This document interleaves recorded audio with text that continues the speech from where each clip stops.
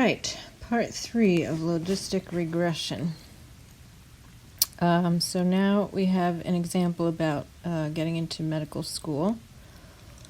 And we have this data file, medgpa.csv, which, among other things, gives students acceptance status, whether they were accepted or denied to medical school, their GPA, their MCAT scores, and also an acceptance variable, which is what we're going to use as our binary response, which is coded with a 1 for success, or the student being accepted to med school, and 0 as a failure, the student being denied or not accepted to medical school.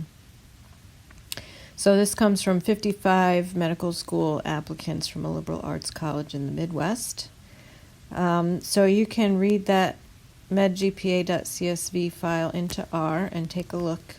Again, there are more variables than the ones we're going to use for this example.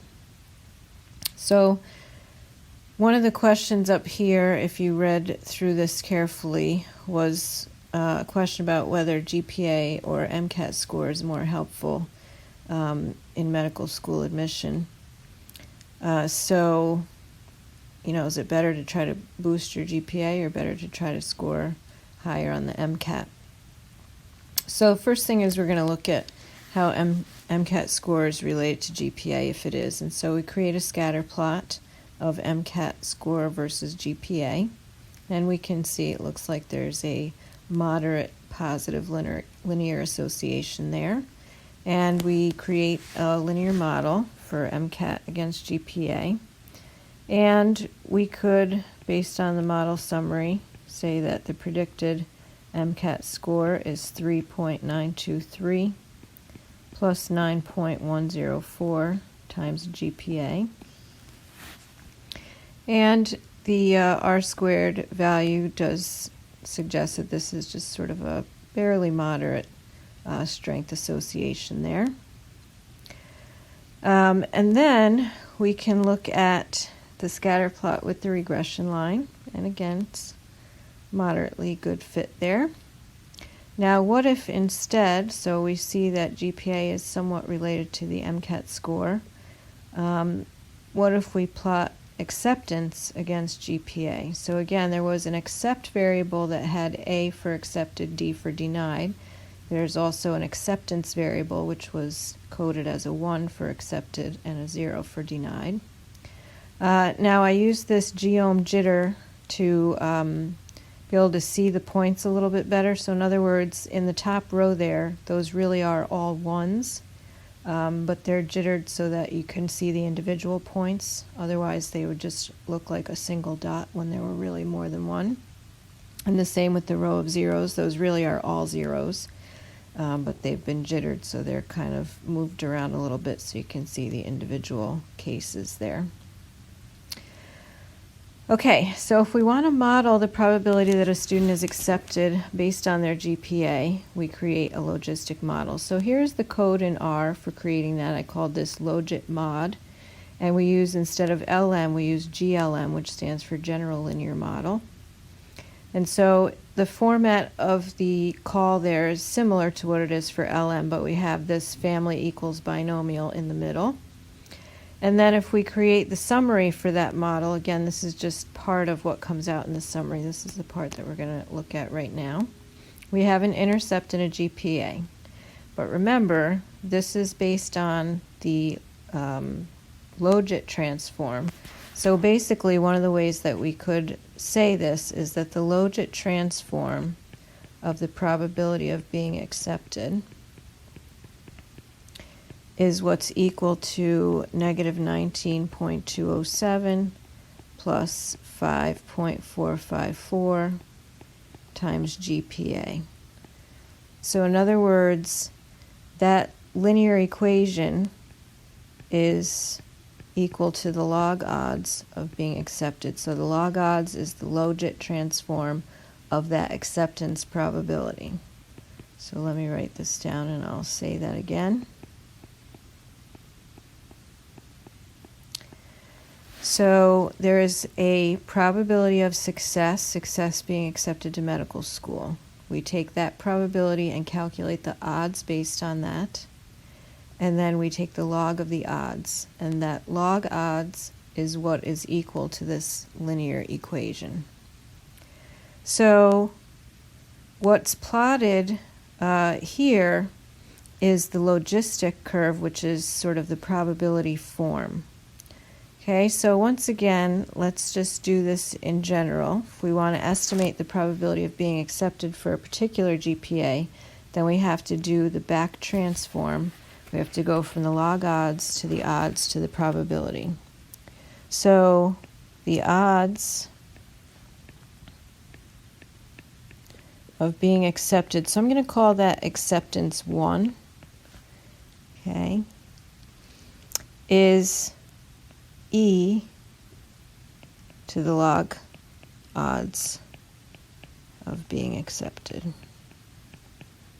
All right, and normally we would just write log odds, but I don't want us to lose track of what we're finding the odds of. So there's a probability of being accepted, and then that probability over 1 minus that probability is the odds of being accepted.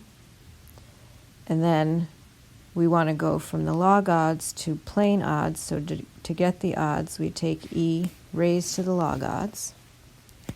Okay, and then from there, we can find the probability, we know, of being accepted.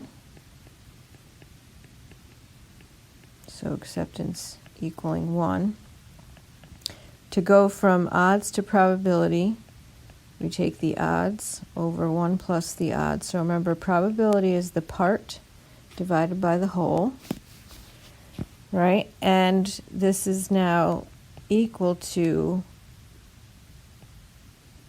e to the log odds, which is given by this equation. I'll just shorten it slightly here.